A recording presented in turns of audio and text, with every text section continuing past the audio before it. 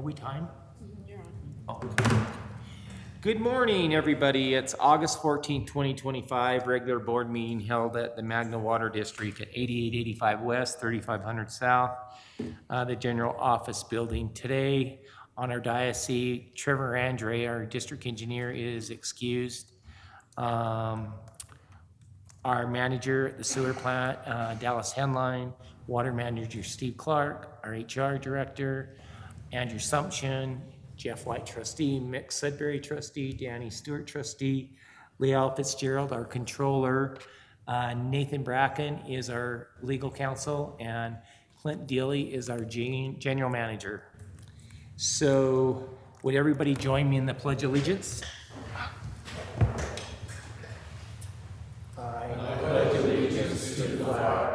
Of the United States of America, and to the republic for which it stands, one nation, under God, indivisible, with liberty and justice for all. Thank you. I'd like to welcome all the public and guests. Does anybody here today have a conflict, if anything, that's on our agenda? Okay, seeing none. Anybody want to address the board on anything? Okay, we're moving right along. So, approval of common consent items. Minutes of the public hearing held July 10th, 2025. Minutes of the regular board meeting held July 10th, 2025. What did I do there? Minutes of the regular board meeting held July 10th, 2025. General expenses for July 7th to August 3rd, 2025. General expenses, $1,563,182.60. Signs bank bond payment, $83,530.83. I'll second it. It's been second. All in favor? Aye. Okay, let's move on to item G. Yeah. So we just have a couple things that we want to highlight from our staffing this month. We'll turn over a little time to Leal to talk about the office staff and some of the things that came up this month. I just wanted to thank my team, but they got a compliment. We got a compliment from Ivory Homes, the developer out here, and they've been a big developer with Gables Grove and Mahogany Ridge, and he just complimented that he has had a good experience with everyone on our team. It's been fun, so that was good to hear feedback from a builder, Yeah. developer. I think sometimes the feeling is that we're trying to obstruct what they want to do, and that's not true. We're trying to help them along as much as possible, and it's nice to get some acknowledgement of that. Okay, So. great. Then the operations team, Steve wanted to highlight them, and as well as the collections crew with all the leaks that they've been able to jump on and staying late and taking care of things. Yeah, I just wanted to recognize them for the good job. We've been swamped the last month or two between leaks and valve projects we've been trying to get done where they're paving, trying to beat them so that we're out of their way, and then the facilities maintenance. It's just been a lot that the guys have been having to take on, and Dallas's guys stepped up and come and helped us do quite a bit of it. That makes So, it nice. yeah, it's nice to see them all work together, so just wanted to recognize them for Okay, that. have a question. Did we, sorry, let me shoot. Did we, by chance, that big break down on 3100 in front of the Rokages per Copuses, did we get that? Did we go down and clean all them rocks out? Yes, the rocks have been cleaned out. Okay, I never heard, I mean, I'm assuming it got done because no one ever reached back to me and told me they were complaining. To be honest with you, they didn't even complain. I just said, them rocks were nice. We'll make sure they're all washed and put back. Yeah, as far as the road, it's still, Right, I noticed the road, so. but no, the rocks have been sprayed out and we should be in good shape. Okay, and address it in here, Nathan, stop me if I can't say this. I don't have a problem if the other two trustees want to buy lunch for everybody for a job well done. Are you okay with that? Yeah, Yeah. Okay, so, it'll just probably be a small purchase. okay. Okay. The last thing on there, Gavin Henshaw was able to accomplish his Water Distribution 2 certification. We're real excited about Gavin, where he's headed. He's a model Impressive. employee. You can't say enough good about the kid. We're really excited where he's at. Especially for somebody way young and take the initiative, yeah, absolutely.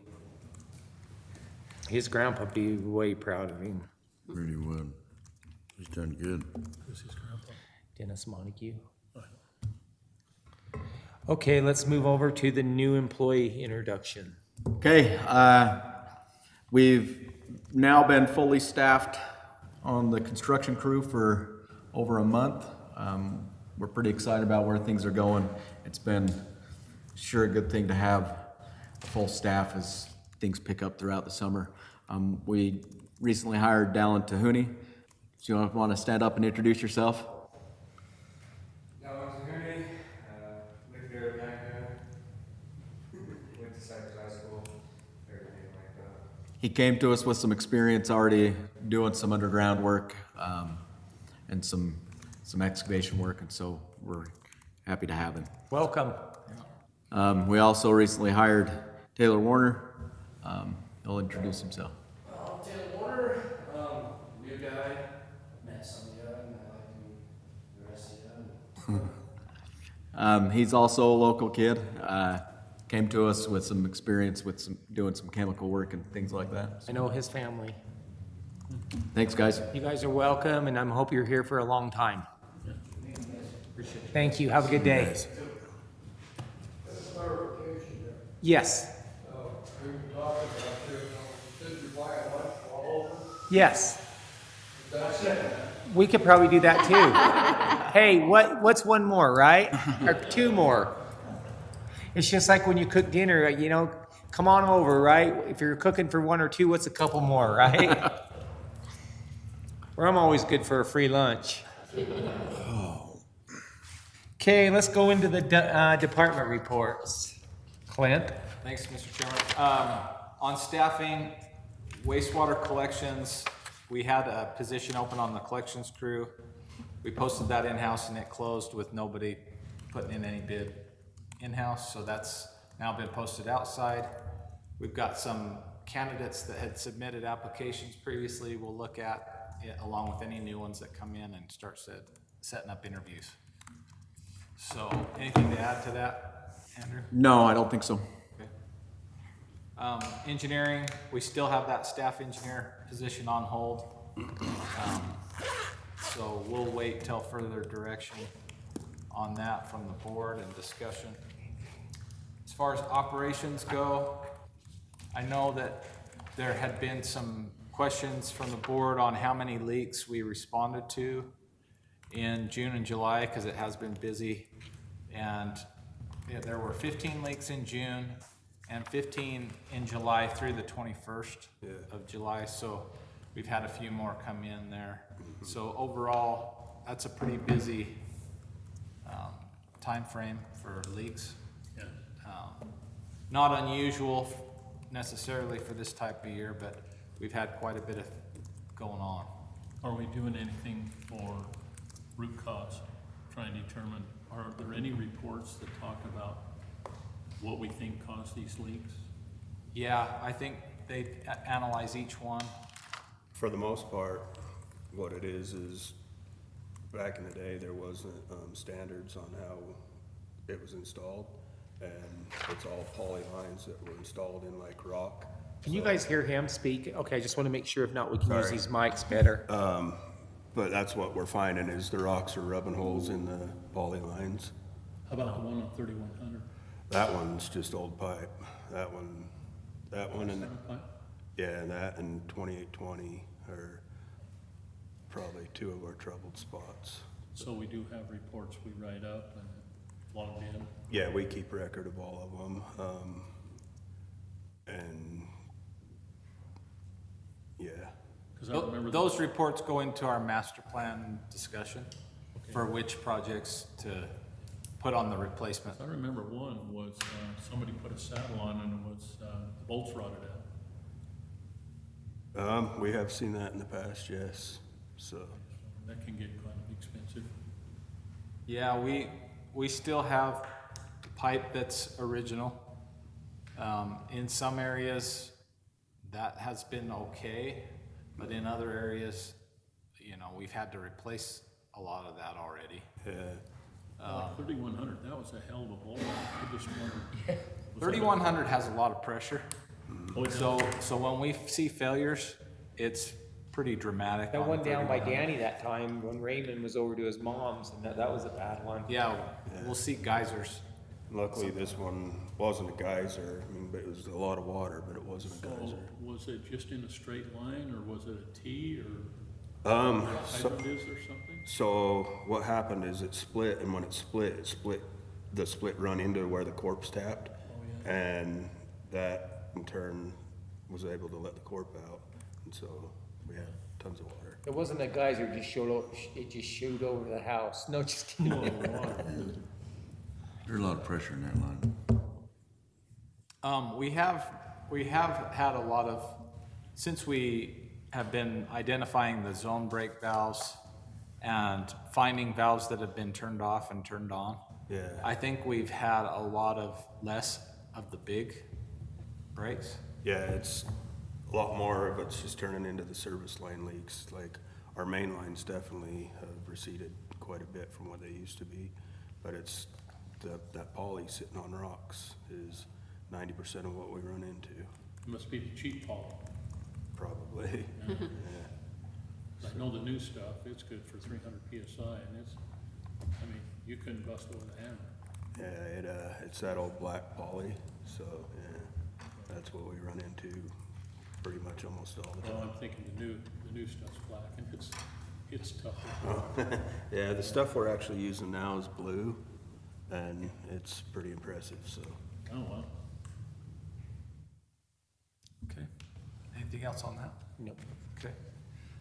Steve will talk about a couple of these items. Next one's in his portion. I will mention that we have a plan to touch up all the painting as we're cleaning up facilities and doing O&M. We will be repainting and touching up the 35th. Yeah, there's a little bit of stuff we still have to do at the pump station here, and I don't know if maybe we're better off waiting until the canal's empty so we can get that pipe going across too. Yeah. Hit it all at once, By but, the time we'll see where we're at. yeah, I mean, we're not far off from that anyways, so that might be kind of what we shoot for. So we've got a pipe crossing the canal? Yeah, the two right here, the irrigation, well, while we're painting everything, we'll just get all of it touched up at once. So we'll make sure to get that going. Wastewater side, just wanted to hit that Dallas and Trevor's been working on updating our risk management plan for potential hazards and risks down there, like the chlorine storage that we have. We have to do that every 5 years. Every 5 years. That's required, mandated. So they're working on that now. Dallas will hit on a couple of these other ones during his portion. On the office side, just wanted to highlight that Trevor completed an annual, every year we have to do on-site stormwater inspection for this facility, so he goes around and checks all of our stormwater facilities. He got that completed. Steve's crew came out and painted a safety stripe along our back employee entrance, which we've been wanting to do for quite a while, and they got that done. We're appreciative of that. And then Leisle and Trevor and Steve have been working on the last piece, really, for our AMI, at least major piece, Yeah. right, is having 2 more towers, these gateways, and she'll talk about that. That's an item for approval.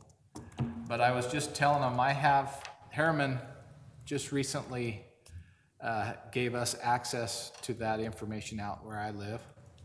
And I've been able to get on and see my usage, and wow, it's impressive.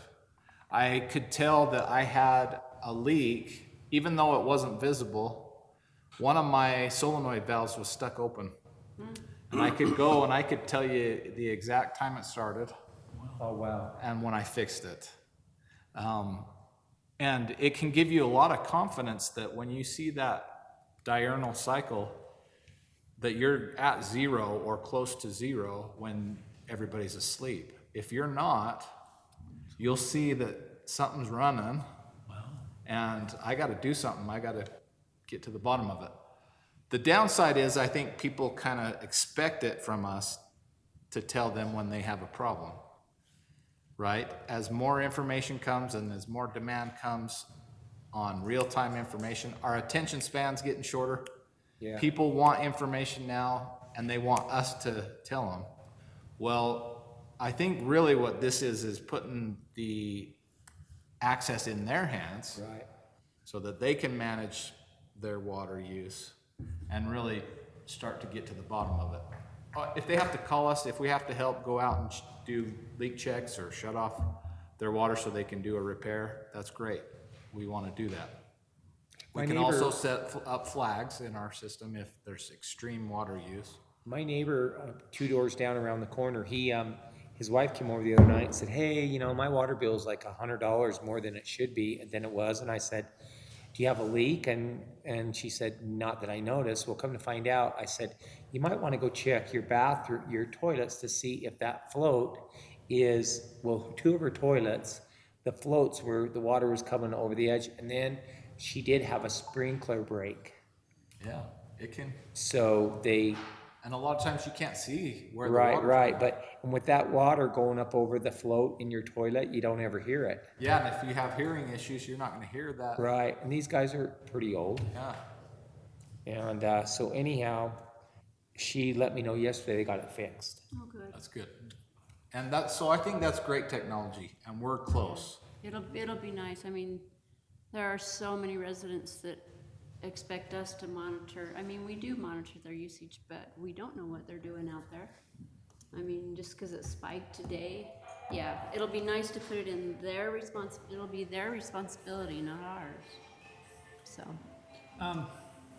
This is something I deal with some other districts that have done similar technology. I have quite a few that have ion water. And basically what they'll say is, hey, once we make this technology available to you, if you want leak forgiveness, or if you want any sort of thing like that, you've got to be on this policy so that you can see there's a leak. We're not going to forgive nice. So if they're on their policy, then they forgive them, right? Yeah, so it's like Okay. if you've signed up for our I like that. leak notification information. Encourages them to get on. Yeah, it, right? and then you will be eligible for leak forgiveness. But if Kind you of like an insurance policy, right? well, yeah, well, I think what they were trying, what a lot of my other districts have gotten a little frustrated with is that, well, it's not our line that's broken, it's yours, and you have to maintain it. And if you're not using the information we've made available so that you can tell that there's a leak, we're not gonna forgive it, because it still costs us a lot of money to provide this water to you through our system. And if you've got a big leak, if you have a leak detection service that we've provided, usually at our cost, and you're not using it, why should we forgive the cost? Yeah. So that's not something you have to do. It's just something to keep in mind, that if you do get this technology and you make it available to residents, there's some things you might want to think about in terms of how you I like that. incentivize people to use it. The request for leak relief is getting bigger and bigger. That's what I was and gonna say, bigger. it'll save time for our people. Well, and they want a credit. Right. You know? Now, the poly lines that have been buried, is that something that the water company ran? Some of it is and some of it's, So it goes clear out the road then? yeah, some of them. Yeah, so one thing we may want to do is some sort of, after we roll that out, some sort of educational program for on leaks, because a lot of people think that you'll see, if you have a leak, you're going to see it. Most leaks, you're not going to see. Not here. Yeah, so we'll educate them on the type of leaks they could have, maybe what type, where to look, and The ones we're gathering right now has been very helpful in the office. Our final reads have gone down because we don't have to send the guys out. We can go to the AMI information and say, okay, they moved on the 6th, this person's usage was this up to the 6th, so we don't have to send our guys out on final reads very much anymore. It's really helped with that. Yeah, and if we question the read at all, I mean, we can go on and see their daily, hourly usage. It's nice. Yeah, if you do outreach, you know, you may, just depending on what you want to do, but one of the incentives I've seen is, hey, we've gotten this new software, this new program, you can use it, you can monitor your water usage, you can see if there's a leak. And coupled to that, you know, going forward, if you're not on this, then you're not going to be eligible for leak forgiveness under our policy. It's nice. You know, please register by X date. What would you say right now is the average of leaks showing up? That are customer leaks, roughly? How much in volume? Well, I mean, like Like a 10 credit. 10 customers, Oh, how Oh. many customers? 20 customers a month? 5 maybe a month. I mean, I know, maybe 5. I know that doesn't seem like very many, but those credits add up. Well, if you looked at how many. And if they don't get the leak fixed and they wait for 6 months, That's we what I'm penalize saying. them. You like see a 5 percent come or up a something. month, But they let it go for 3 months. Yeah. If they don't get it fixed within a reasonable time, and I guess that's all by, you know, judgment, but if they wait 6, 8, 10 year to fix it, I give them a penalty of some, I reduce their credit for some, you know, a percentage. I had It's not our somebody, fault they waited so long. I had somebody say, now what day do you guys do the maintenance? I go, what do you mean the maintenance? Like, if we have a leak, you guys come in and fix it. I said, we'll fix Oh, from no. the meter to the, out to the road, but for the meter to the house is your responsibility. But if, I just, you know, and this is something that we probably need to work on down the road, just as I've been out campaigning, it's just really amazing how uneducated a lot of people are, or the knowledge is what I should say is, you know, maybe if we can, you know, in a flyer when we put out our bill or on bill pay is maybe just let people, give them a reminder, just so you know, from the house to the meter, is that your Yeah, response? we need to tell them We do that 'cause twice a I've- year. Okay, I've okay. had some That's people bring by that law, up. we have to. And They you think know, we take care of clear to the house. I Yeah. said, no. Yeah, And maybe I- we need to find a different way to Maybe. do it. well, you know, the thing When a is- new customer signs up a card, we send that information to them. Right, and you got, yeah, they got, I know they got all that information, but, you know, it's just, including myself, there's some things that I forget about, right? Sure. I mean, your mind just gets going 100 miles an hour, and I just think it's, you know, just a good reminder, just to let people know. Because I've had people reach out to me and I said, no, we don't do maintenance, and some said, well, do you guys do the secondary fixed filters? I said, we don't do that. Shoot. Holy cow. But on the two Hey, we could if we gateways, had a cost. yeah, on the 2 gateways that we have up right now, we're getting 8,700 customers in already. So we have about 2,600, 3,000 more to collect. Wow, Yeah. this isn't a small district anymore, is it? No. Anyway, sorry, go ahead. Anything else on that? Nope. Okay, just to highlight on communication and morale. The 4th of July parade, I think, went well with the camera van, mostly positive feedback. We are coordinating with Magna City and West Valley City. They have a legislative mandate that they put together a water elements general plan. And so they need information from us to finish that. So we've been meeting with them and we'll help them put that together so they can meet their obligations. End of summer lunch is planned for the September 4th or the 11th. There we go, guys. Yeah. Lunch. Your lunch. Recognize the employees and we could just roll in the, you know, acknowledgement of those employees. Yeah, We could- that would be- We could stand them Yeah, and we, highlight them. we're planning on doing a barbecue, and they've got interest in trying to do a cornhole tournament. Get people to sign up for it, so. Any preference on dates with the board?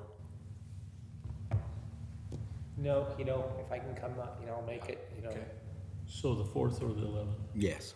When will you determine the date? Whatever works best for you guys, we'll plan for.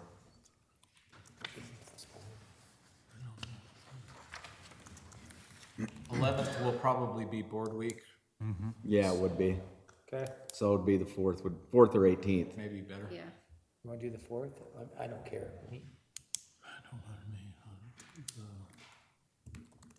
the 4th is the first Thursday, Okay. You like that? the week of Labor Day weekend. And then, the Christmas party for the employees is planned for the 12th at the Hilton Garden at the airport. You do me a favor, I wanna see the cost on all that. Absolutely. Yeah, I'll get that for you. Well, yeah, I wanna look at the cost. It's about half of what we budgeted for. what we did it. What we usually. The way we usually do. Yeah. The Hilton Garden Inn. No, I Over mean, there. It's about half of what the Little America is. oh, wow. That's working.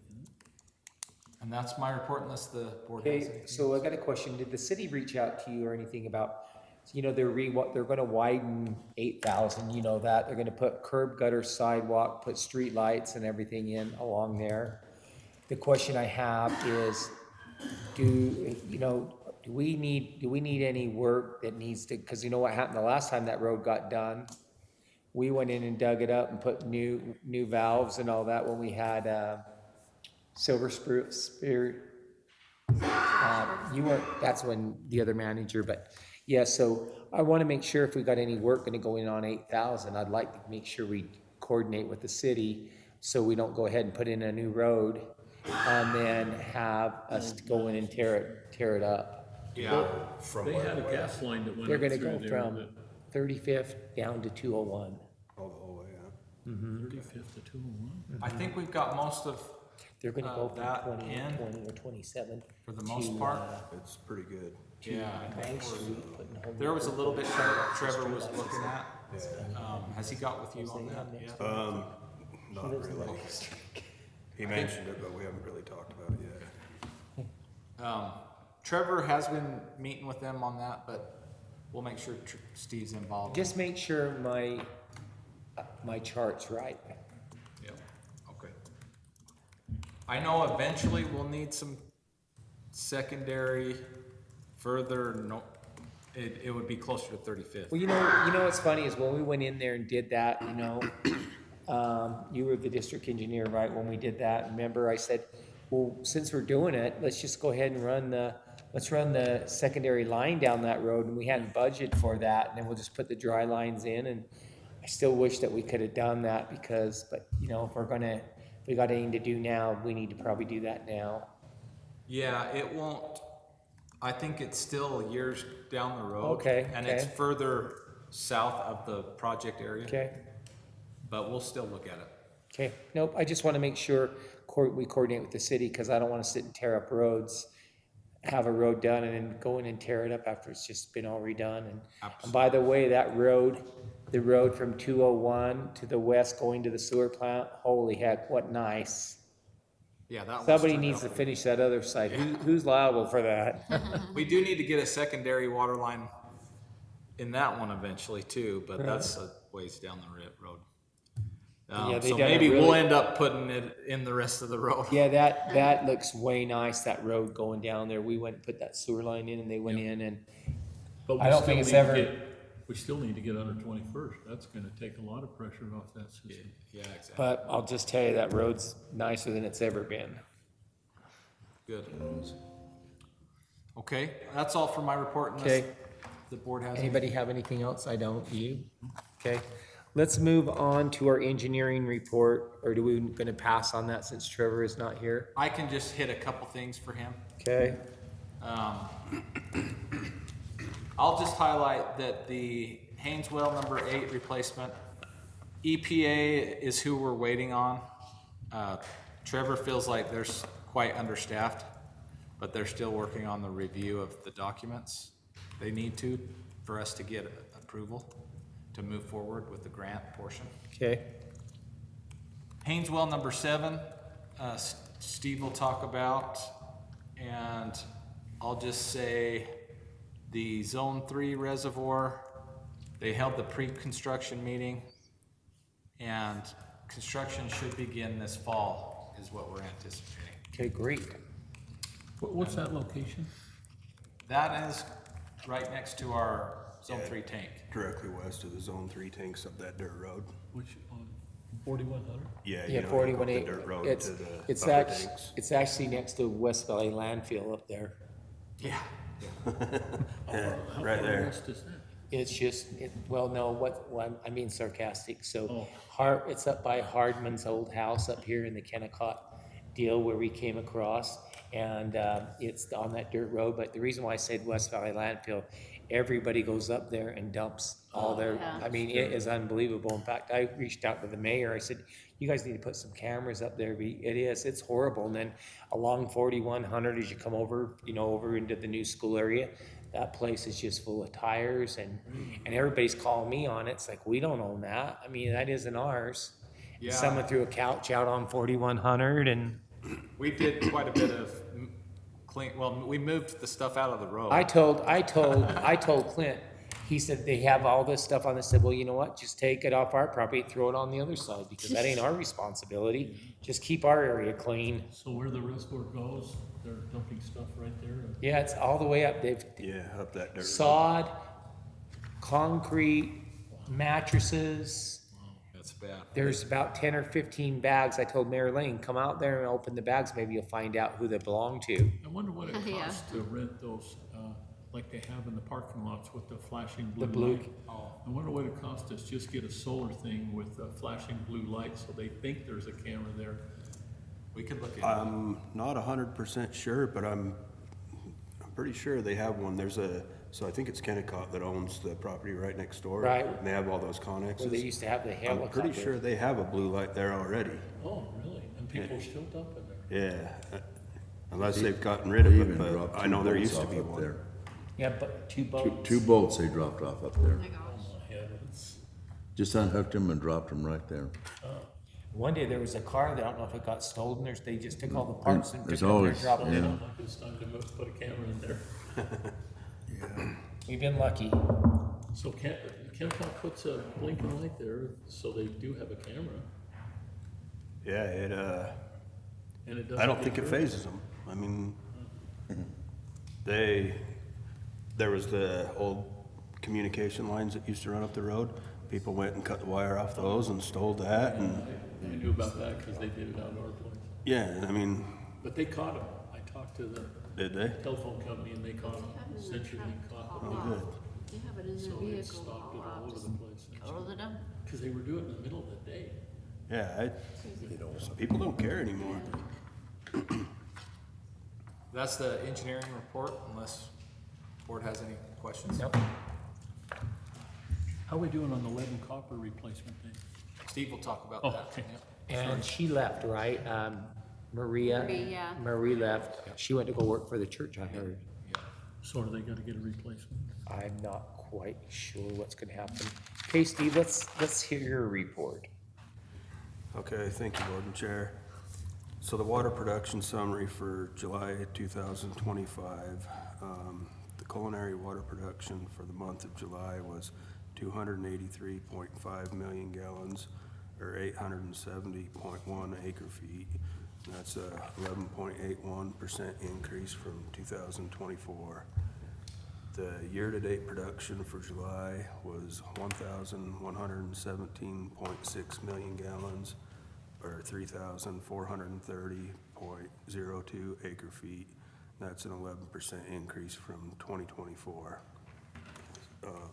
So far, year-to-date, we've purchased 465.31 acre feet of water from Jordan Valley, and our secondary water production for the month of July was 112.05 million gallons, or 343.89 acre feet, which is a 9.97% increase from 2024.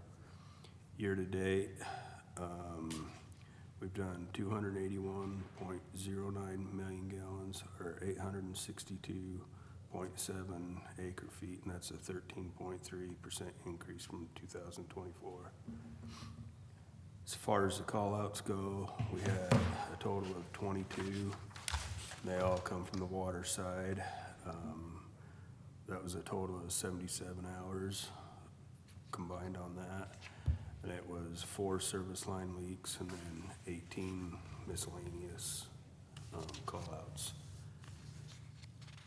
As far as the summary, that's it unless you have any questions. The other stuff that I was gonna update you on is, so Haynes 7, we're rehabbing that well. And they're finishing up this week the acid treatment, and they'll start the chlorine shock treatment on Monday.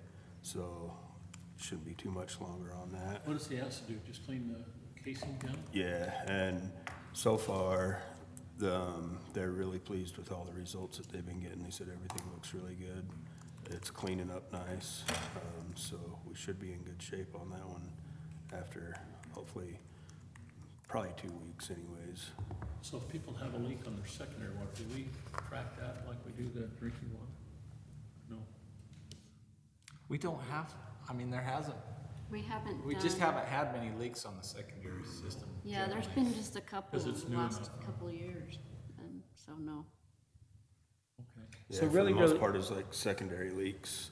It's on new installs that's still under warranty for the most part. Like, they didn't do a good job installing it, so that's pretty much our secondary leaks, so.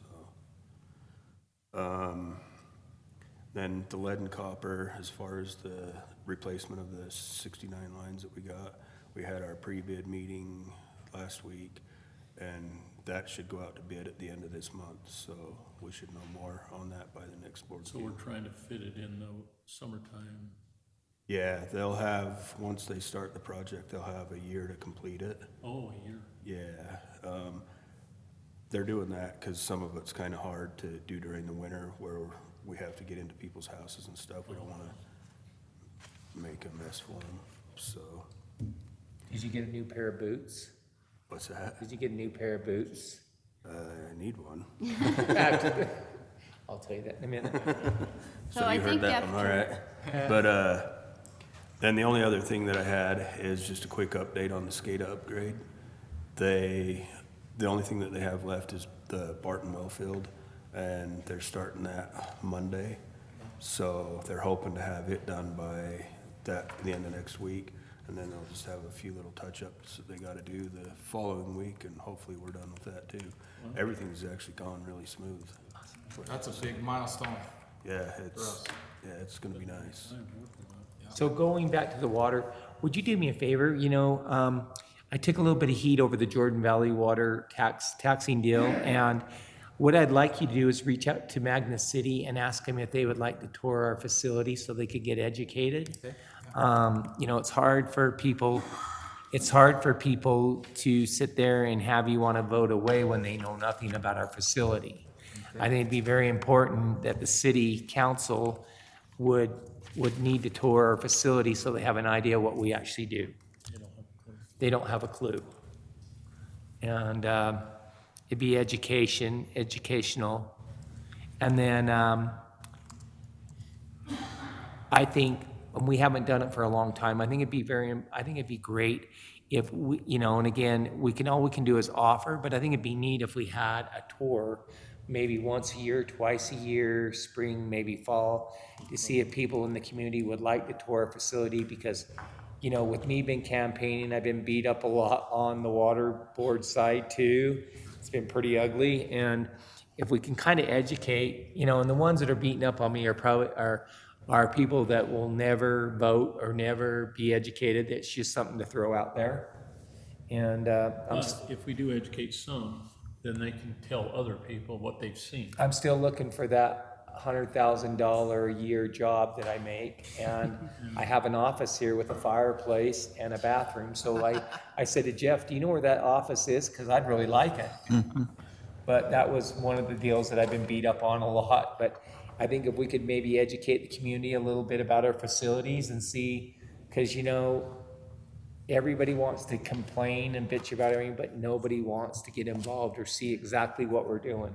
So I think we could at least offer that, even if it's just once a year. I think it'd be great to give some education. I think that, I support What do you that. think, Nathan? That's a good I think idea. that's a great idea.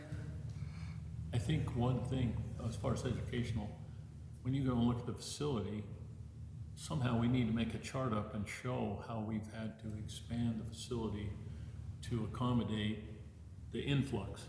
Yeah. I don't think we see that anywhere, and we need. And speaking of that, I'm glad you brought that up, because that was one other piece about our educational piece of our water feature out here. That shows you, that piece that's right out here in our foyer shows us everything, how the water runs and comes down and goes into, you know, the water and gardens and everything. But that was another thing I took a big hit on. So, I mean, you know, yeah. So, and that is an education piece, water feature out here. Yeah. Thanks to Jeff White, by the way. Yeah, I think I think we can certainly do that. Always, make an effort to try to improve the way we communicate and how often, and, I think that shouldn't be an issue. And maybe you can educate the city how to be able to communicate. That's what we lack in big time. It's tough. I think there's so many different ways. It's hard to, and there's a lot of cost potential to that. So it's trying to maximize what you have resources to be able to do. And so we'll continue to. And you know, and I know we're really busy, and maybe we just do it once a year, you know, do an educational class. I'm just gonna suggest with this, there is this requirement, you mentioned it earlier about doing this water use and preservation element. I think that gives kind of a context for the request to say, hey, we need to work together on this element as part of your general plan. Why don't we begin that process by coming out here, touring our facilities? We can show where all the money goes and what our costs are, and how we can, if costs are a concern, then here are ways that you could tweak your ordinances or put it in your general plan to help facilitate lower water use and therefore less cost. Because that's what Jordan Valley is dealing with, is they Right. got all this growth, all the easy water is gone, all the cheap water is gone, there's water available, but it's more expensive to get to the growth on the west side of the county in particular. And you know, and I think, you know, getting back to that, Nathan, I like that idea. And another thing too is, you know, how when we do an increase in water and everything, and people complain, right, about, you know, whatever, I think might be a great idea to maybe see if we can educate people to see what the costs are, you know what I mean? Because some people just, you know, and again, we get busy and we try to do the best we can do, but I think if we can educate people like that, and you know, again, you're the ones that you're gonna get are these guys here, the ones that are doing the complaining are not gonna participate. But if we can show some kind of education and show why the fees are what we gotta do, that might help people out a lot more. I think it will, because I think those people will then defend the situation we're under. Yeah. I think that's real important. It's a really good idea. Really Just a thought. Good thoughts there. Okay, Dallas, sorry. No problem, Mr. Chairman. So inserted into the packet, we're debuting what we're calling the WRF Operations Report. This is a new document that Clint and I have been working on. As he comes down and we discuss plant operations and the general health of the plant, these are some of the key parameters that we discussed. So we thought it would be neat to include this in the packet moving forward. It gives the board just a high-level overview of some of the key permit limitations that we're up against, and then how the plant performs. So if you look at the table, anything that's red, that's gonna be a permit limit. And then the columns to the right, you can see I've got May, June, and July in there. So that's just how the plant's performed according to that permit limit for the last 3 months. These are just key plant parameters that give a general idea of the overall health. And then I've also included in there the daily average plant flow. That gives you an idea as you compare month to month, how the plant is going as far as flows coming in. And those are pretty steady. Right now, we're anywhere from 2.8 to 3 million gallons per day. But then we've also included in here the monthly total reuse flow, and that's in million gallons. So if you look in the table on May, one of the first big months of reuse, we averaged 32 million gallons for the month. June was quite the increase at 52 million gallons. And then again in July, we've had another significant increase where we've produced 73.29 million gallons of reuse water that we've distributed back into the system. Below the table is just some monthly highlights. It kind of collapses some of the information from the table. It'll talk about some progress on construction projects. As we update the board about certain projects, you know, you don't see a lot of the utility work that happens underground, but as a new building comes up and goes above grade, that's a milestone. So if you drove past the plant, you would see that the external foundation walls for the new pump station were poured last week. They started stripping those forms, so that pump station shell, the concrete is up and out of the ground. The brick masons on the new grit building, they've reached the top elevation for the brick that they're stacking. So if you drove by the plant, you'd see the new concrete pump station and you'd see the new grit building. And then kind of on the regulatory side, we hosted the state regulators out last week. They did our permit compliance audit. They take a look at all of our records. They take a look at our regulatory compliance points, and then they inspect any new portion of the process that's come online. So we had a big chlorine upgrade last year that we completed. They inspected all of that equipment. They look at all of our sampling equipment, and then we spend time walking through the plant and checking out all of our sampling locations. So Mick joined us on I that. happened to be there last Thursday, and I want to hand it off to you. The plant looks awesome, very clean. If somebody comes to visit the plant, where's the first place they come if a visitor comes in? Is it the general building? Got to come, oh yeah. Yeah, we've got signage at all the gates. Hey, if you're looking for access, call this number, and then we'll send somebody out to greet them. Where would they go then? Typically, people go to the admin building. Okay, this chart is excellent. Oh. And I think this chart needs to be on display down there, and you need to add to it. But for anybody that comes down, maybe explain to them what BOD is underneath Sure. the chart. Because I think this is fantastic, and people need to know that. So if we invite people to come down there, this is really a good chart. And it shows what kind of water, how the volumes you're handling. I think this is excellent. Great. I think at a glance, I think any layman would be able to understand that we need to explain a little bit underneath about what BOD is and stuff, but I think this Sure. is excellent. We'll continue to, excuse me. That's all part of this training, I think. Right. And we'll continue to update this chart and put it in the packet. And this is posted at my door. So if you come into the admin building, you'll see this posted on the wall. And it just we'll continue to update that monthly.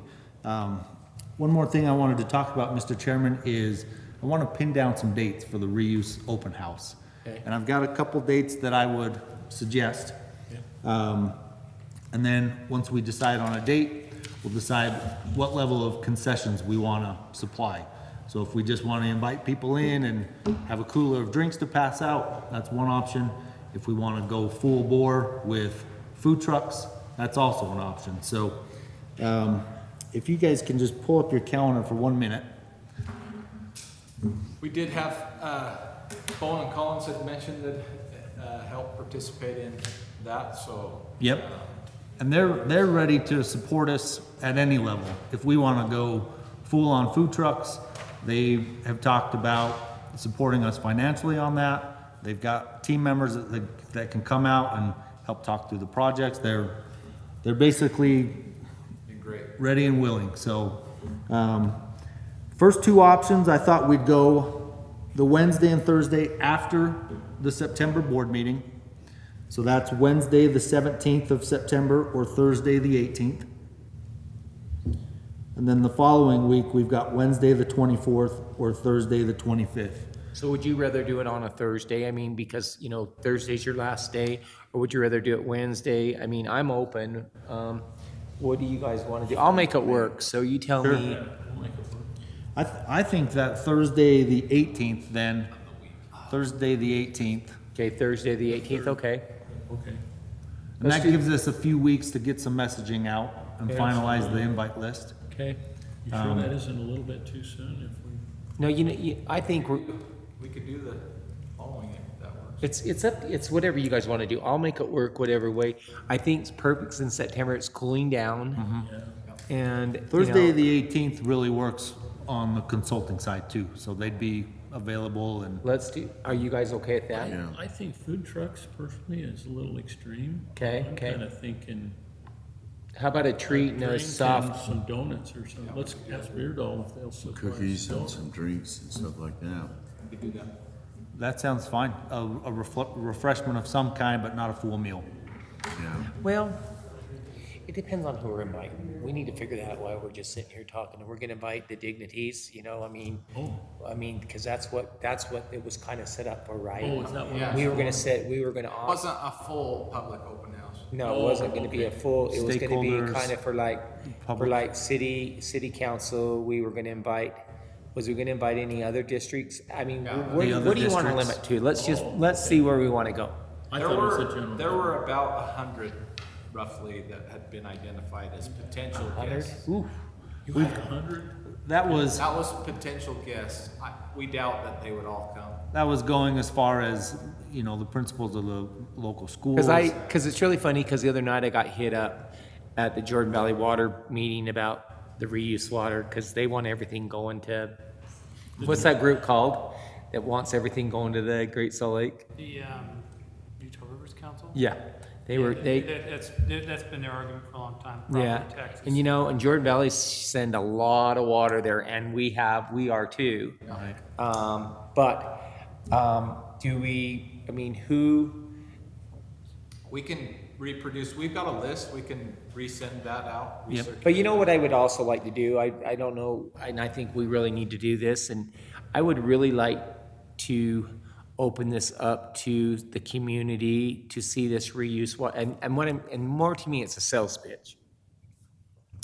Trying to get people out there on secondary water, right? Now, so let me ask you, this is kind of being crazy, but we've got a bunch of people that have secondary water, the lines go right past their house, right? I mean, that they could hook up to, and they haven't because of the We have a lot fewer, so we made a ton of progress on that. Maybe Leo has. So wonder if we were to target them ones that are not hooked up. Yeah, about 350 you said. Is that Is that- increased? Or is Yeah, that- that's about right. We installed, I want to say about 300 secondary meters, and we are billing them the minimum. I don't know how many actually is hooked on. We could and set using it, though. up a tour so they could come tour the facility, and you could set it up at different times if you want, if you had that many people. Maybe we might not want to do it all at once, maybe, target an area. But I would like to see people in our community, because I think this is a great process. I was very impressed when I went down there last Thursday. I mean, it's great. And I mentioned to Bo and them, where you can see where the water comes, it's all clear, still clear. The bottom, we have tile that says Magna Water. It's just really impressive. But they have a little robot vacuum. I don't know if you've seen them. Yeah. That actually, I have one for my pool, but it's a big one. But they make smaller ones. You drop it in there and it programs that whole area. And then when it's done, it surfaces to the top. You pull it out, you clean the filter, and that would clean that bottom of that tile so it's just crystal clear. And we want to show that just to show people how crystal clear that water from brown to, what's the percentage of that water? 90? What is? Yeah, it's pretty clean. It's 98%. It says 98 on the Yeah, chart. that's what I was going to say. I thought 98 plus, but But the biggest complaint I get when I talk to people is they don't have secondary water. Yeah, I know. That's I the know. biggest complaint. So But- how do we address But this is that? where I'm at on that. I think what we need is, we need to hit on the ones that can be on it. These are the ones we want to sell this program to, right? I think if we could sell this program, then we put so much money in a budget where we can try to do a line, you know, kind of like Johnny Cash, one part at a time, right? And see if we could, maybe come up with a plan that we could put in, you know, because I know and it costs lots of money, but maybe we need to figure out a way, and if there's any kind of grant money for that kind of stuff. Yeah. Well, I think we would like to extend that secondary water. The driver is the cost of the culinary. Right. As that continues to increase and outpace the cost of the secondary, we'll be able to put in more lines and get more people on. That master plan, you can see on that master plan, when you sit in the meeting, and you see how water usage goes up, and secondary just needs to be improved and increased. And you know, and Dan and you two are good. You know, you guys went through some crap there for a while, you know, with us cleaning out and you know, the fish and I didn't, he did. and your brother was telling me when he pulled out a thing out of one of his. He wouldn't put a filter in, so he's off the list. He wouldn't even comply with But the anyhow, suggestion. but I just think that's something we should maybe target. I mean, whatever you guys think, I think we just need to get out there, and I'm sure you guys would like to come see our reuse So, facility. yeah, we need to see how many we're talking that has it available in front of their place. And that's the ones we need to target. Yeah, Because just the by biggest suggestion. concern I had is people that were using it for any livestock was really upset that it would be canal water. So I think you could change their mind since they have it in front of their place. Yes, Dan. Do you have people who have secondary water in front of their house? It isn't hooked up. Up to it? Uh-huh, a lot. We got a lot of people up here in Elk Run. My brother's one of them. Yeah. Just a suggestion, if the water's there and they don't hook up on it, that's their business. We're gonna charge you $25 because it's there. I think that has been considered. I think Get what it costs, they'll hook up. And I we think are. we are wanted to now. make sure we could demonstrate reliability and clean water. Yeah, well, you've got the clean water. And so I think we've had a season of it. I think we're a lot more confident in it. And we're a lot closer to be able to do something like that if the board wants to go Well, that and you know, and the direction. thing is we had people on it and they had so much problems, they got off of it. Right. So But- we've got to be able to make sure But the biggest problem we got, Dan, it was the cost of the meter. That's what people had a hard time. now, is there grant money $500. out there for that meter, Leo? Yeah, we've got some now. I was just Do you have looking, some I money for it? Oh, did a sort on our list. Looks like we set about 300 meters, 300 secondary meters that had the box and the lateral already. We are billing them the minimum fee each month. I'd have to go through What each is of that these minimum accounts. fee by chance? Depending on their irrigatable acres, but the majority, I'd say 99% of them is $4.50 a month, $4.50 a month. oh, not very Yeah. much. I know, you know, That's the one thing. I'm laughing, we're laughing, right? Because, you know, Year round. $4.50, but we've been in here where we thought it was gonna get shot. Yeah. And it's just kind of fun. It also is a balance. We do want to continue to provide clean water. And so our reliability on the canal, I think we're just basically going to it as a backup.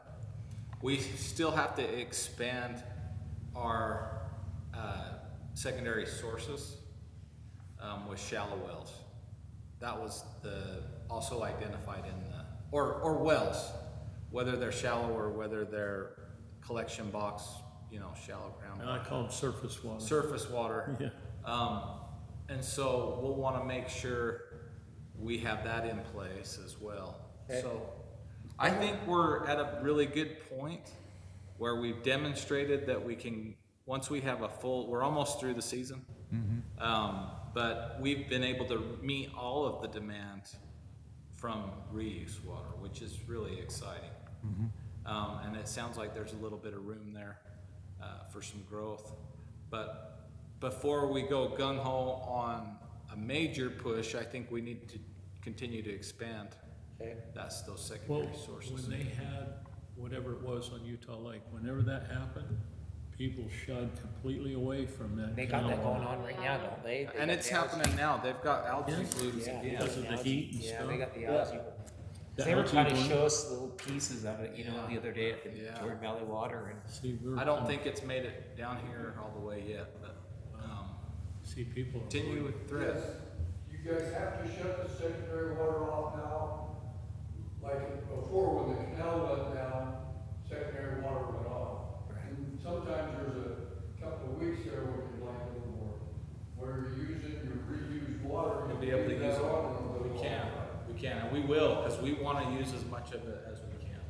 Okay, people ought to know that. too. Well, and that's what I said, we just gotta get out there and educate some people, and like I said, we need to figure out, you know, I think it'd be great to target some of these ones, you know, maybe not all at once, but just some of the areas that we think that there's quite a bit, you know, where they have the secondary water in front of their place, try to see if we can get them educated, you know, get them to come down and see our reuse, and then maybe next spring we get the other group, you know what I mean? But we definitely need to get these people on it, cause you know what, it ends up costing us. I agree.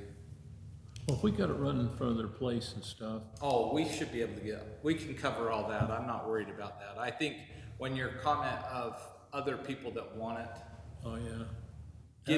getting it further than where it is now is gonna be I told 'em, I challenging. mean, they're in the middle of a subdivision like Lake Ridge, and there's Yeah. just nothing.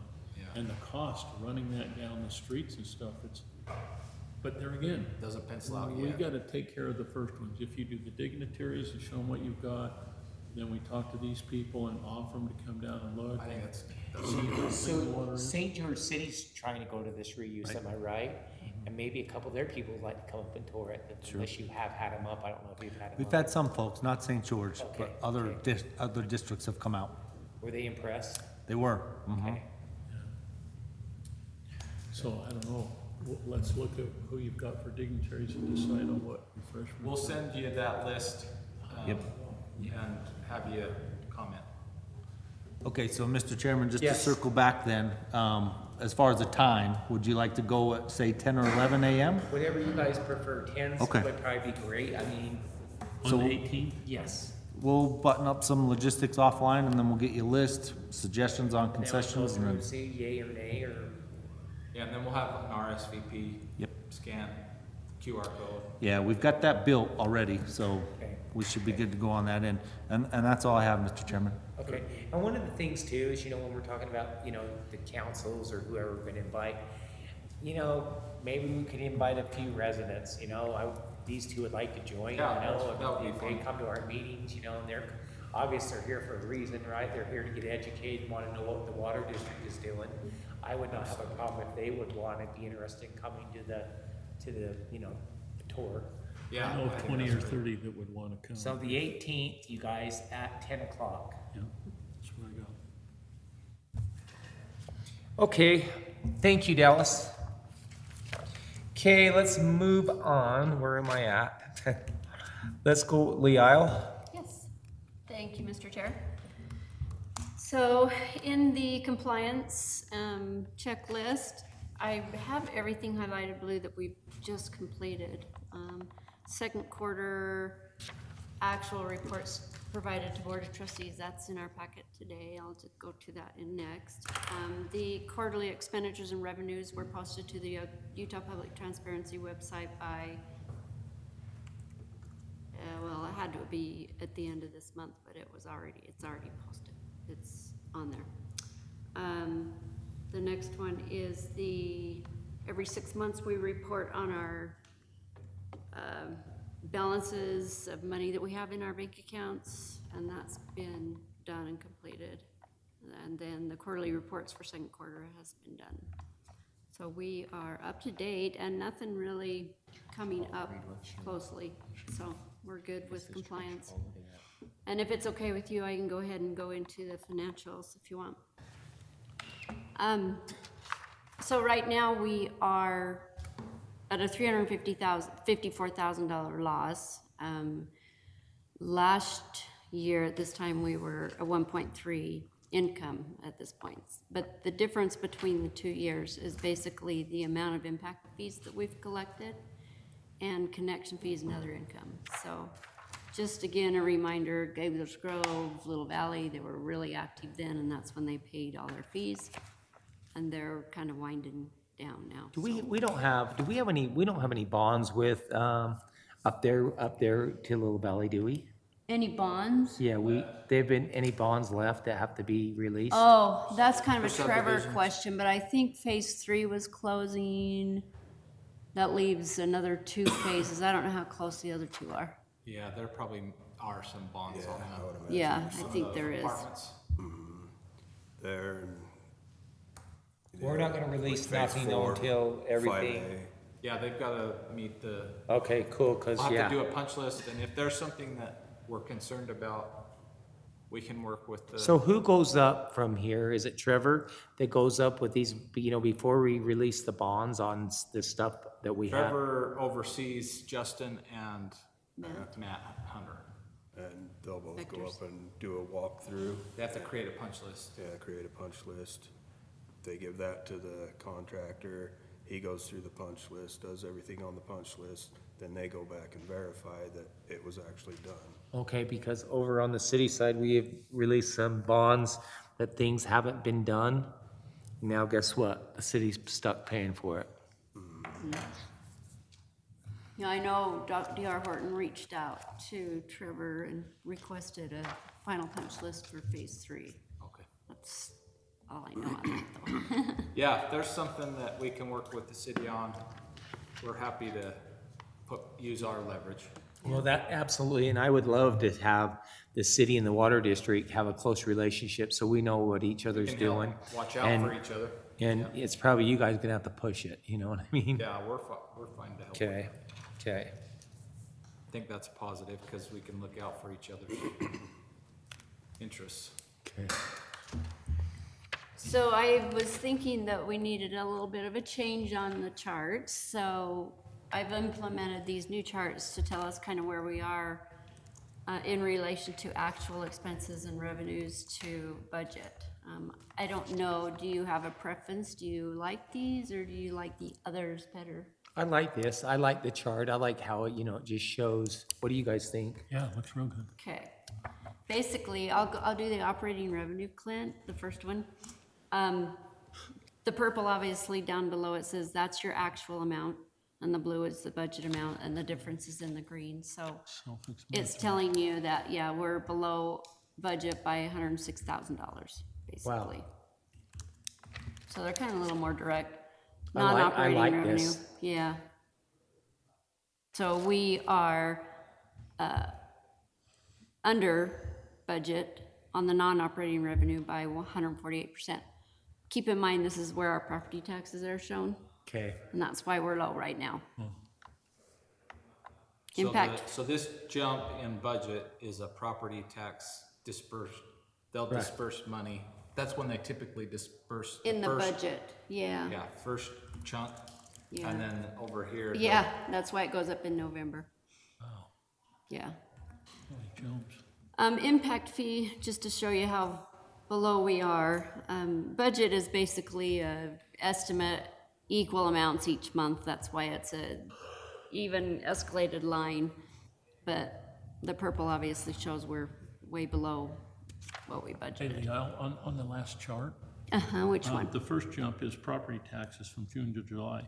What is the November to December jump? We get all of our money mostly in December, or Oh, end of okay. November, So it's 1st in of two December. stages then. Yes. The property taxes in 2 stages.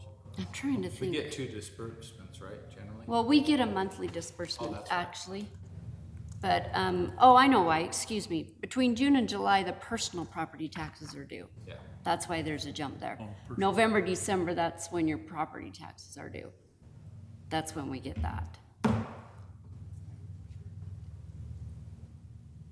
Sorry. No worries. Impact fee revenue, and then it goes into expenses. It shows we are at 7.6 million, and our budget is 9.5 million at this point, so we're 1.8 below budget. Wow. In our operating expenses, that's Rocky Mountain Power, Questar, O&M, uniforms, chemicals, all those. the non-operating, we are under budget by 1,000, and that's, basically just other operating expense. I'm trying to think what's in there. Just smaller ones that doesn't have anything to do with our operations. I was gonna say debt, but debt's right below. Capital expenditures is next. It shows that we're above what we have budgeted. That number takes a big explanation, so if you have any questions on that. And then our debt payments. So most of our debt payments are due in June.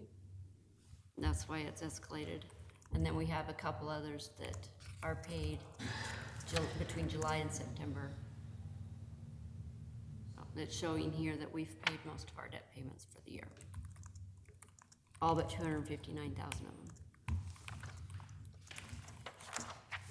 Then the reserve balance. This reserve balance includes restricted and non-restricted. And it just shows the history from January to now. So our budget, so we got 27, Beginning in the beginning of this year, in Yeah. January, it was 31.8 million. At the end of June, we're at 27.0. okay, and that's with the buying of the land, right? That is with the land, the reuse project, the wastewater influent. So what's project. restricted? I'm sorry, I mean, Restricted is monies that are held for bond payments, right. a reserve requirement. You called it a mandatory reserve. Yes, like it's reserved by some outside. And this is Yes. how we get our bond ratings, right, off? So we want to make sure. Partial. because- Yeah, partial, and our bond rating is, AA right now. yeah, AA. That's really good. Yeah. And we, depending on how the master plan comes out and what you guys decide to do, we may have to go back and get another one. So, Okay, and then behind that is again, the same kind of detail information that we've had every time. yeah, I looked at that, so I thought it looked really good. Here's your non-operating revenue, Oh, thank you. just the lease expense, interest expense. And that section is basically like pat, because it's our Right. bond payments and lease payments. Well done. Yeah, I was really pleased with when Liao showed that type. It makes it easier to read, right? I mean, That's what Clint said, I can tell where we're at. Very nice. Quick overview is great. They look better, I think. they do, it looks a lot better. But that's all I have, Mr. Chair, Okay, unless great. you guys have any questions. You guys have any questions? You guys out there have any questions? Okay. Okay, let's move on to Andrew's, our HR report. Yeah, thank you, Board and Chair. We have quite a bit going on right now. We've got 5 people scheduled to take their OSHA 10 training. Once we get those 5 in, I think we're getting really close to having all the operators trained with the OSHA 10 certifications. We've got 3 more people going in for traffic control technician course to help cover us there, and we've got Steve and Chris finishing up their traffic control supervisor. We've got that on the schedule. Awesome. We've got Chris also going in to do OSHA 30. That's the more supervisory portion of OSHA certifications. A little bit more in depth and a little deeper detail. We're just wrapping up doing our third quarter reviews on goals. I think by all accounts, we're happy with where people are at, and it looks like we're gonna have the majority of it done here shortly. As you'll remember, we'll try to have the fourth quarter wrapped up by October 15th so that we can have things ready to present in the November board meeting. And then the last thing to report is we're getting ready to do a training on the cement saw and the chainsaw. We did that survey, the safety survey, and the comments that we got back mostly were, hey, we'd like some of these more in-depth, in-person trainings outside actually getting our hands on things. So we're gonna schedule that here shortly to make sure everybody's trained up on our new saws. Okay, awesome. And that's it for me, Board Chair, unless Well, there's this has something else. been pretty impressive, you know, when you stop and think about from what we came from where we are now, it's, I'm just very fortunate that we haven't had any, oh shoot, sorry you guys. I told Andrew about the one that you guys are dealing with over at the other district. And, something we need to make Yeah. sure we're paying attention, you know? That's a Yeah. really safe district. It can is. happen to We had a anybody. freak accident over there. You know, Scary. It's just been, you know, he's supposed to, I think, move over to rehab. And scary. Gotta be always, That we're vigilant. yeah, gotta always be vigilant on everything. One of the gentlemen over there working fell through a skylight. Awful. Was there any anchor points for him to be tied off to? Well, I No, don't know because if I could, skylights have a curve around I don't know them, if I so- could talk about this or not because. No, I wouldn't. want Okay, to open okay. it. Deals with somebody's personal health issues. Well, no, it's not personal, but Details of the accident. did- Yeah, we can always follow up on we that. we did get a citation. So that's. Something we're all concerned about. I mean, Right. Yeah, And you know, who would ever think, right? I mean, of falling through a skylight, right? But Yeah. skylights have curves around them. If somebody thinks they can lean against it or touch it, that'll hold their weight, sadly misses. I probably would have been sitting on it, to be honest Well, with you. I'm not so sure something like that happens. While someone's working, I'd be just, you know, leaning against it. requires, I think that's one of those hands-on, yeah, right? Get everybody up, no. yeah. It is one that, it does take being exposed to it though, to make sure you understand all of the risks. I don't know how old the skylight was, but nowadays they put a grid underneath it for security, Well, that's one of the citations. Yeah, because they didn't have a grid. like a mesh grid or. Just that 1/4-inch wire thing in there. But they do it for security, so people don't cut a hole in the skylight and drop down in. But it sounds like it's a good safety issue too.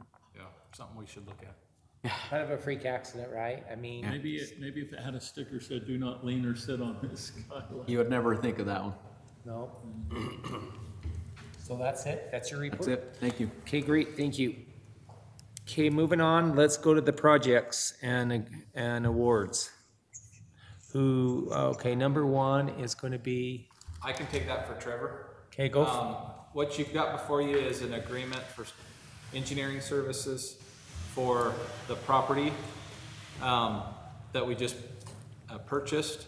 This is to give some concept layouts to see how many lots we could fit Okay, with either a 1/4 acre minimum or a 1/2 acre minimum. This would make sure that they're feasible, that the grading would work, and that the roadway connections would work, the layout of the roadway, and then just the configurations of the site. So we tried to keep this as small as we could to make sure these were doable, with the idea that if we could then take this information and go to one of those realtors or firms that could give us some economic return on the investment type. How much could we sell these for? Sure. So if the boards have any questions on that, I can, nope, Looks good. I think it looks way good, there's that. there's the property, and then That's a weird looking piece of property, isn't it? it is strange. And then you got the power line. that- Desire, I think, from the cities to help with the traffic flow would be So to can I, get Nathan, this can I through. talk about that in this meeting, or do I need to keep it? talk, or does this need to go to close? Do you know where I'm going with I think this? could potentially fit within the potential sale of real estate, which is ultimately what you're doing this for.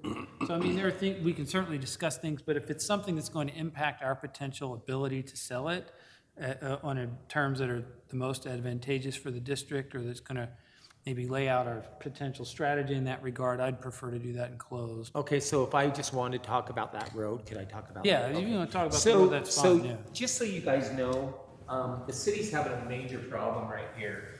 We've got the new high school in, right now there's only one entry in, one entry out, and it's Cordero Road.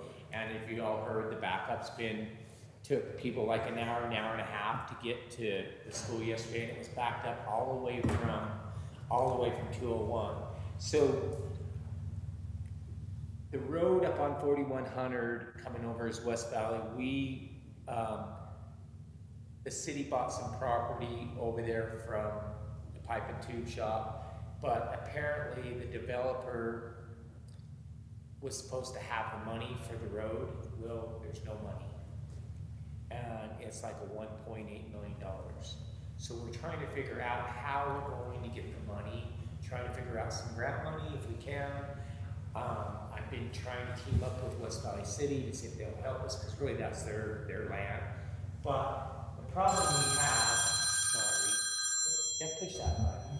The problem we have is down here, right here to the north, the road dead ends right here, and that's Cordero. And I was wondering if there'd be any way the district could sell some land to the district, to the city, to stub up a road to go out, so the road would come out and come over to 3500, and it could shoot down, or it could have 9200 to go down onto the freeway.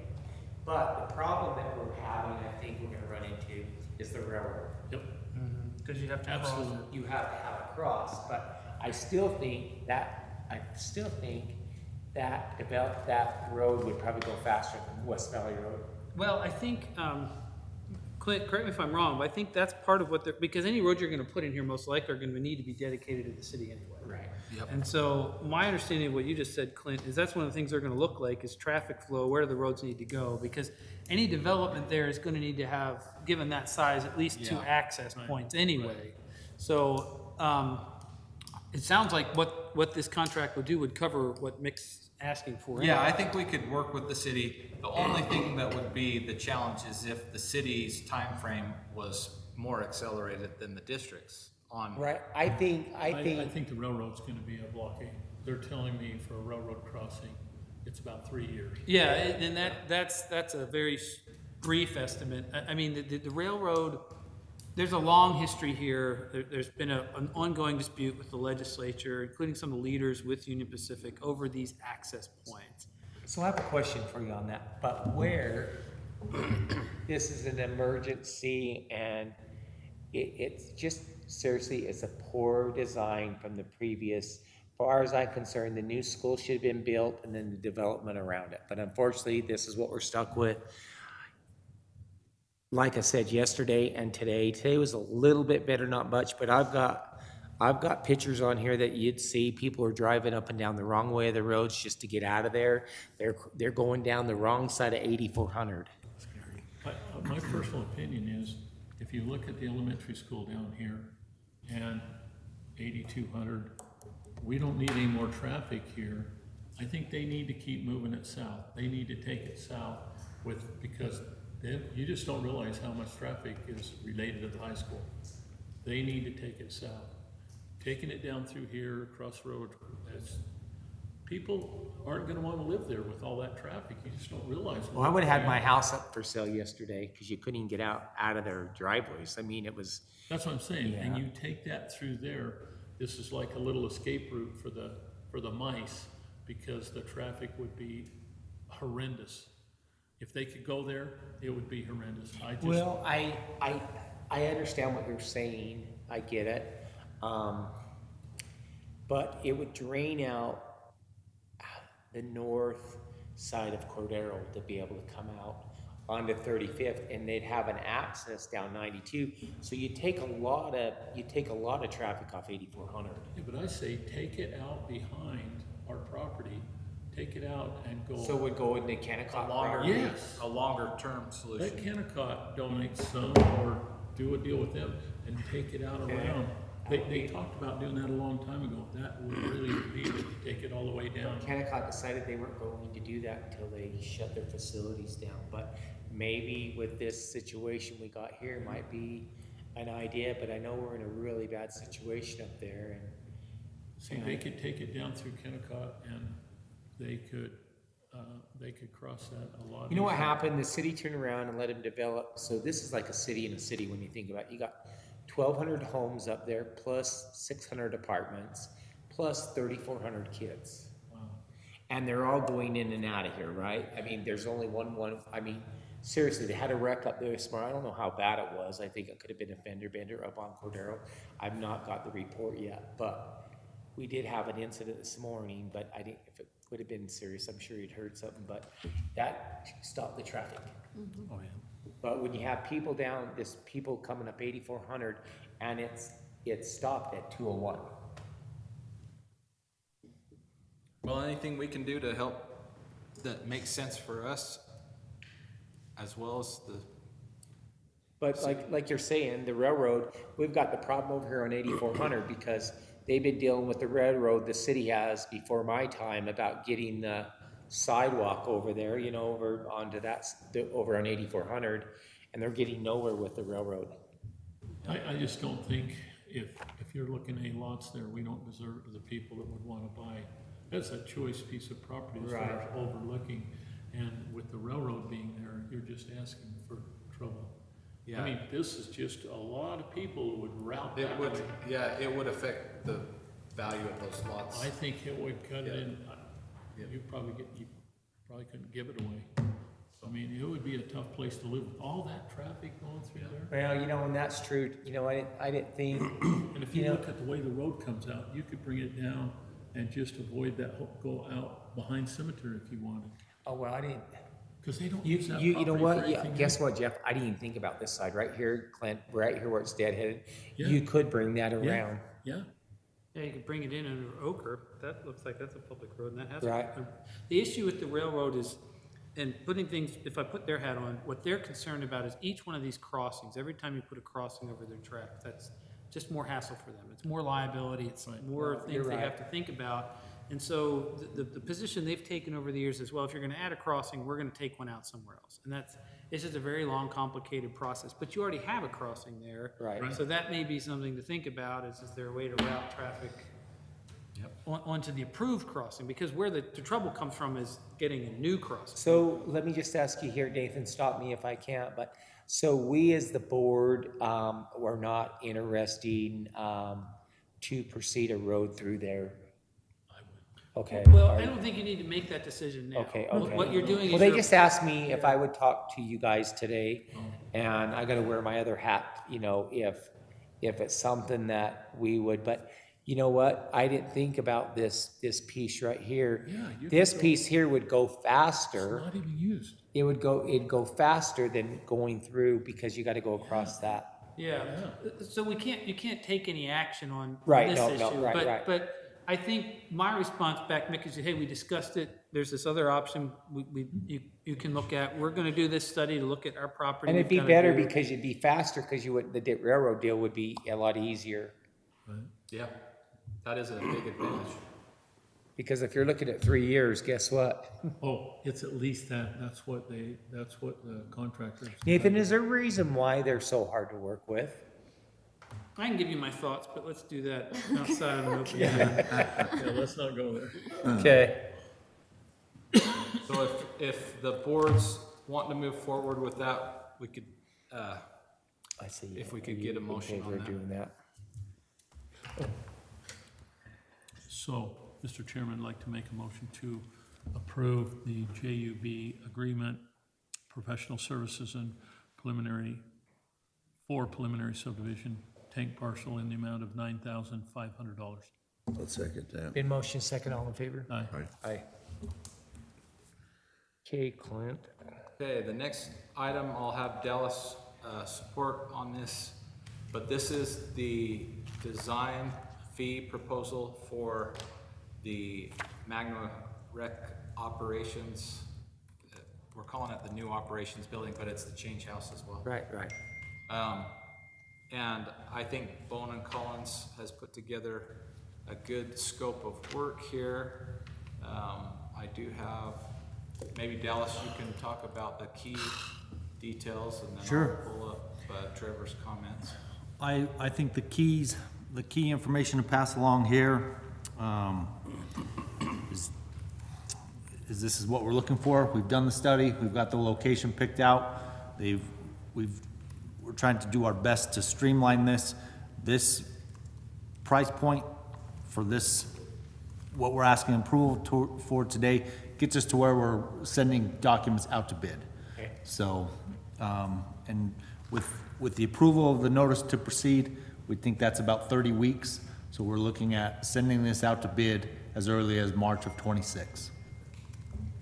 Their estimate I'll add is about between 9 and 10% of the construction estimate that Trevor felt was fair for this type of work, since it does have several disciplines in it, including engineering, architectural, structural, mechanical, electrical, and plumbing.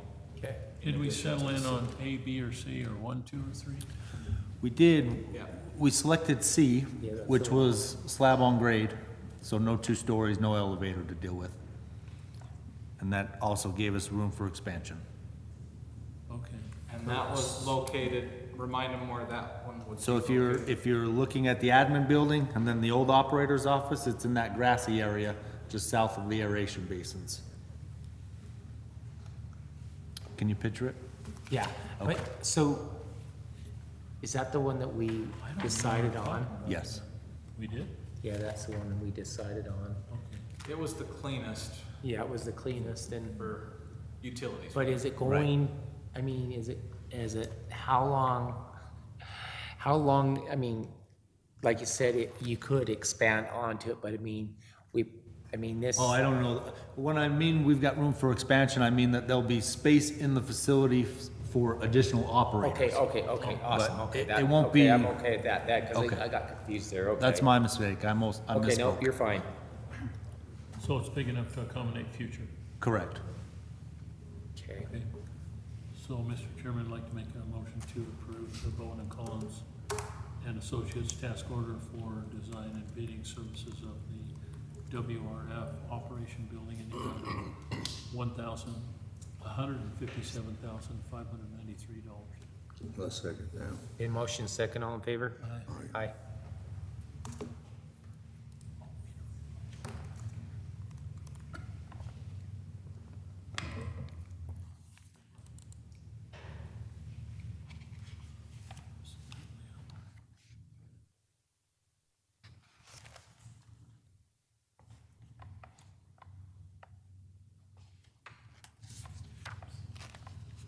Now, go ahead. Oh, I'm sorry, Leal, hello. I was waiting for I thought you. we was just taking a Sorry, break. my fault. So as you know, each year we try to replace some secondary and culinary meters to keep our inventory out in the field under 10 years. We're close to that, but we've got about 2-3 more years at this rate to get it there. We budgeted $650,000 for meters this year, and so what I've inserted in the packet is what about 650 would purchase. And each year the prices keep going up, and especially with the tariffs, we don't know what they're gonna be at, but it would get 1,262 5/8 T10 meters and 2 3/4. That's not your secondary, it's just a culinary 3/4. 31 inches, 34 1.5, 25 2 inches. Now those meters are put in there because we have quite a bit of commercial accounts that need to be changed out. And so I went through all the commercial accounts and counted up how many we needed to get the commercials done. So And being that's those purple, numbers. they're all secondary meters, it looks like. Purple is secondary and the top is culinary. Black, okay. You've highlighted the black ones, is there a reason, or just to show the difference between It's got the fenders. secondary and? Above the, Yeah, so it's highlighted purple to show that they're secondary water meters. Wow. Okay, that's awesome. So we do have quite a bit of inventory right now for 3/4 inches. That's why I didn't anticipate ordering any additional this year, so. Okay, Do you want to make any recommendation on the change to accommodate the other item? Do you want Yeah, do you want to talk about I was that gonna, one? yeah, sorry. So down below in the agenda, there's an item about the AMI, Yes. the 2 gateways. And last year, we purchased 2 for 27,000. They actually went up 5,000 each. Oh, wow. Yeah. So it'd be really good to, not knowing how many we really needed, we should have ordered all of them last year, but we are here now. So because it's over what we budgeted, the gateways are by $7,800, I could reduce the amount of meters that are purchased.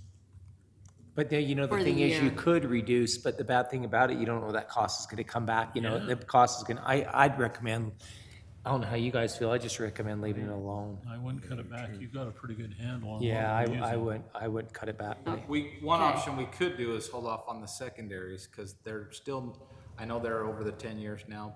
They are newer. Another thing we could hold off on, honestly, Clint, is maybe some of the bypass fire lines.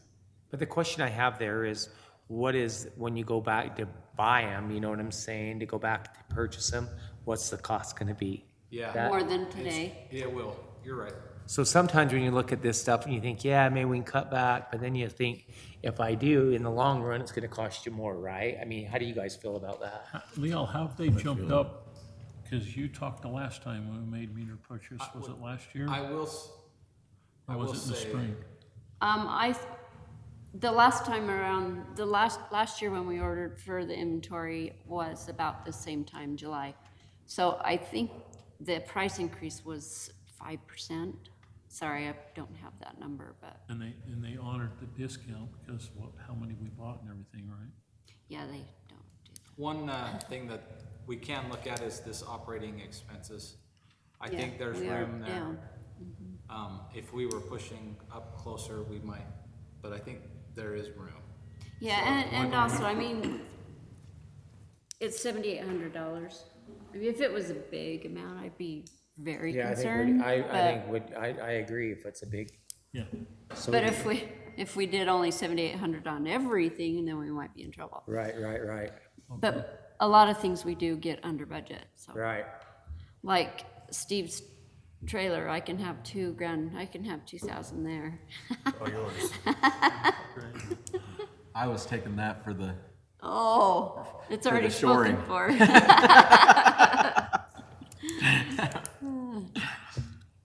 But yeah, I recommend Okay.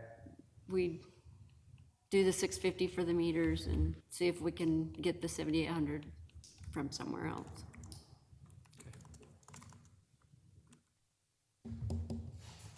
So if the board's say we go supportive, we for could, it. Yeah, I'm okay with it. Yeah. So, Mr. Chairman, like to, Sure. If you're looking at pushing secondary to other areas like Lake Ridge and Centennial and all those areas in Ohio, I'd rather not have a lane or highway thing where we wish we'd have done it right the first time. So I'd rather spend money right now and have secondary meters ready to go when you get to that thing than Yeah. wait till 10 years down the road and we are doing it for twice as much. Absolutely. See, I totally agree with on that part. Do it right the first time. Yeah, do it right the first time. Yeah. What is that? You okay with that? these are all US-made meters though, aren't they, Leo? I'm pretty sure.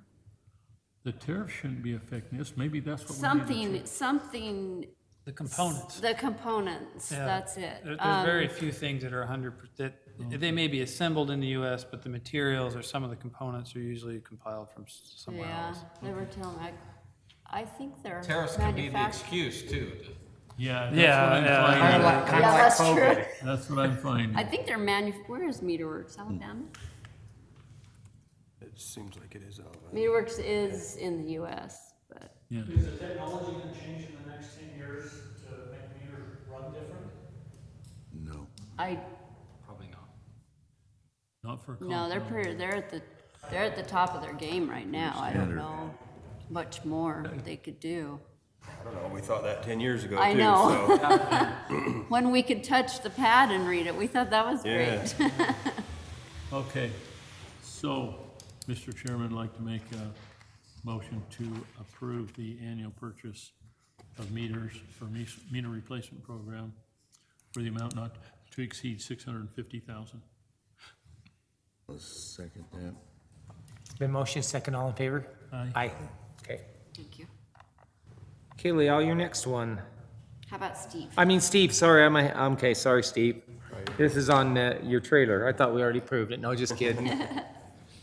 so what this is it's a deck over trailer that Raymond had in the budget last year that we can haul our traffic plates on. Okay. All the trailers we have right now, the plates have to be propped up onto the fenders. Yeah, And it's because you either, hit the fenders. yeah, it's either gonna, It's nice to have a flatbed, you just set along the forklift. exactly, they're gonna either smash the fenders or end up coming off the trailer and, It happens every time. yeah, so. They're hard to tie down and everything.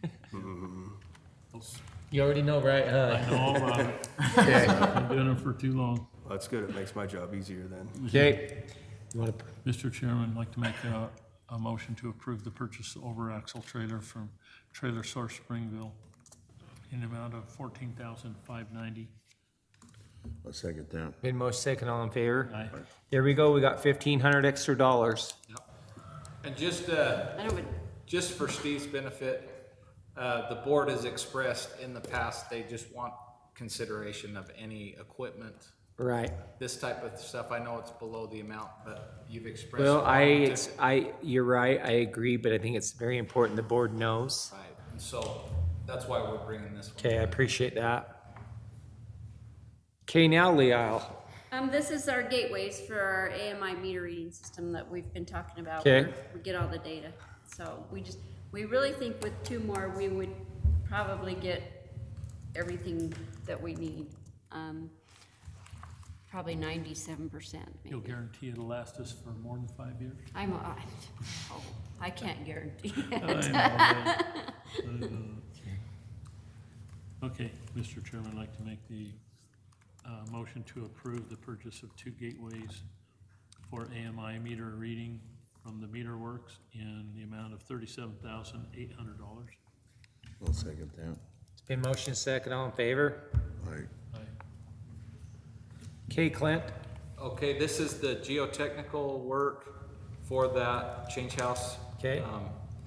It would include, I think it's a 50-foot boring, and then all of the soil testing in the laboratory, and analysis, and then the recommendations. We have to have this done in order to make the design for the structural footings appropriate for the site. It also helps us determine what kind of underground we're dealing with when we dig the foundation. Right. So I think this is, Trevor said this was within reason for the scope and fee, and he'd recommend approval unless the board has any questions. You know what's funny about this though? It's, when you do this kind of stuff, it's funny what all the upfront cost is, you know what I mean? Before you even get started. I mean, it's just amazing what all the upfront costs is, but no, you know what? I'm okay with this. So are we building a structure and stuff on 21st at 7,800? Say that again, sorry. I know we've got the sewer going through at 8,000, but what's going on at 7,800 and 21st? 7,800? That's the actual 2,100, Jeff, so this is for the change house. Oh, yeah, sorry, this is. Yeah, this is the change house. Oh, it is? Yeah. I'm thinking, it's not on 201. it's No, at 24. sorry. So we're He's actually at It's the 24 front, it's the south. frontage road, right, that goes back. He's Yeah. still working with UDOT to finalize it. Yeah, okay, okay. Yeah, Mr. Chairman, I'd like to make a motion to approve the IGES task order for geotechnical services for the WRF operations building in the amount of $17,000, not to exceed $17,500. I'll second that. Been motion second, all in favor? Aye. Okay, Andrew. Yeah, this is the inflatable trench shoring that we showed you last month. This quote comes with the 2 panels, the 4 struts to set it up, carrying cases for the struts as well as the panels, and a venturi, and the hose to hook up to fill them up. We got some competitive bids. This was not only the local one, but the cheapest one. My recommendation would be to move forward with it. I think we'd use it almost daily. Yeah, that'd be used. Okay, Who did Mountain Line buy out that used to own the shoring? They've been buying up a lot of companies. I'm not sure. This other bid that we got, this Grosvenor, they're the company that when you look this brand up, it actually goes to as Grosvenor. Oh, it is? Yeah, Okay. but they came in cheaper than Grosvenor. It's good they're giving us a venturi. That means we don't have to use every drop of compressed air to inflate. We're inducing Yeah, ambient air to use yeah, it'll be nice. less air to inflate it. So it Well, and it becomes goes quicker. so much faster. It really did. We filled it up in 10 minutes. That's good. Okay, how long are they guaranteed for? They 6 didn't months. they didn't tell us that. What they'll do is if there is any issues with it, you send it in and they do the repair and they send you some other ones while you're waiting for the old ones. Because I talked to some guys, and if they ran over it with the tractor or something and poke a hole in it, I mean, they're pretty strong. Yeah. They said that's the only disadvantage with them, is either hit them with the backhoe or run over them when they're deflated. They said that a lot of people in St. George, a lot of companies in St. George are using them, and they've told them to just set up plywood on the inside of them against the lava rock. So Oh, so it don't poke holes in Yeah. them. Okay. oh, wow, okay.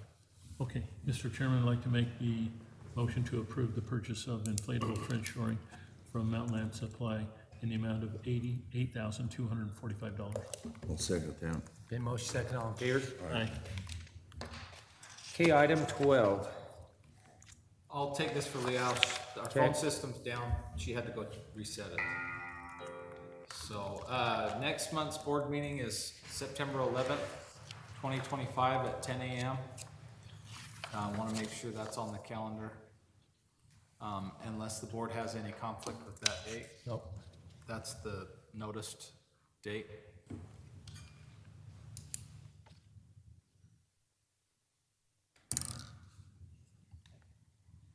Good. That's all on that item. Okay, let's move on to training. yes, this is the fall conference schedule. Who are proposing to go? That APWA Fall Conference is a local one for stormwater that Trevor attends. Okay, And then the AWWA Annual Conference in Vernal at the end of September, 1st of October. We're proposing Clint and Lee Isle attend. Then there's the Cassell Conference that we send people to this year. We're just looking to send Lee Isle one day and Mandy one day. Okay. In the past, they've allowed us to just sign up one registration. okay, And then they both go one day. Okay. And so we'd have coverage here in the office with the manager.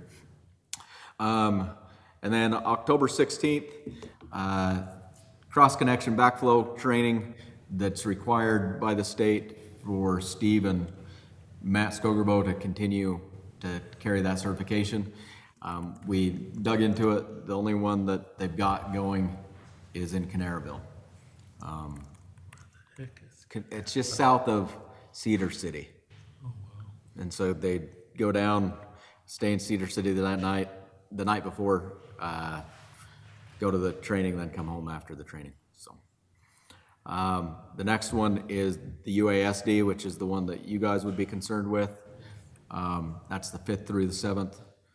we only go the one day, right? Just go on the Wednesday, and then Clinton Lee Isle will attend as well for some of the regulatory stuff that they need to be updated And we on. have to be there like at 1 o'clock in the afternoon, right? Yeah, I'll get you further information you as it will. gets closer on when you need to be there. That's just to be recertified, and that's just like city people do that too? Yeah, it is required for the board. Yes. Okay, cool. I'll get, probably I'll update you in the October board meeting on times and places where when you'll be to be there. Okay, Then the last one on here is the WDAU. It's another local one that Dallas and Bo will be attending in West Valley. Okay, that's it? Yep.